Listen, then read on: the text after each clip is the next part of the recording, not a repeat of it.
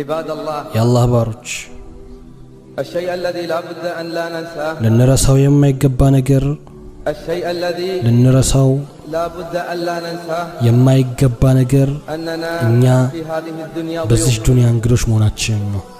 وأننا نعيش في هذه الحياة እኛ ይህችን ህይወት የምንኖረው للاستعداد للحياة ለቀሪው ህይወት ለመዘጋጀት ነው لا بد أن نعرف ونعيش ልናውቅ ልንገነዘብ የሚገባው أن العمر مهما طال فهو قصير እድሜ ምን ያክል ቢረዘም አጭር ነው وأن هذه الحياة مهما عظمت ይህች ህይወት ምን ያክል ብትገዝፍ فهي حقيرة عند الله አላህ ዘንድ ወራዳ ናት ولا تساوي عند الله جناح بعوضة አላህ ዘንድ የትንኝ ክንፍ እንኳን አትመዝንም لا بد أن نعرف عباد الله ማወቅ ይገባናል የአላህ ባሮች هذه الحياة موت ከዚች ህይወት በኋላ ሞት كما قال እንዳለ الله جل في علاه አላህ ጀለ ፊዑላ እንዳለው كل نفس ذائقة الموت ነፍስ ሁሉ ሞትን ቀማሽ ናት وإنما توفون أجوركم يوم القيامة ምንዳችሁን የምታገኙት የቂያማ ቀን ብቻ لا ነው بد أن نعرف عباد الله ልናውቅ ይገባል عباد الله بعد الموت قبر ከሞት በኋላ ቀብር እንዳለ كما قال الله جل في علاه አላህ ጀለ ፊዑላ እንዳለው ألهاكم التكاثر በብዛት መፎካከር አላህን ከመገዛት አዘናጋችሁ حتى زرتم المقابر መቃብርን እስክትጎበኙት ድረስ لا بد أن نعرف ونعيش ልናውቅ ልንገነዘብ ይገባል أن بعد القبر بعد ከቀብር በኋላ መቀስቀስ እንዳለ وإحياء الموتى يوم እሱም القيامة የቂያማ ቀን ሙታኖችን ማስነሳት ነው بحسابهم والقضاء بينهم ለምርመራና በመካከላቸው ለመፍረድ قال سبحانه አላህ ጥራት ይገባው እንዲያለ زعم الذين كفروا أن لن يبعثوا እነዚህ የካዱት ሰዎች በፍጹም የማይቀሰቀሱ መሆናቸውን አሰቡ بلى وربي لتبعثون አይደለም በጌታ የሆነብኝ ትቀሰቀሳላችሁ ثم لتنبؤن بما عملتم ከዚያም የሰራችሁትን ነገር ትናገራላችሁ وذلك على الله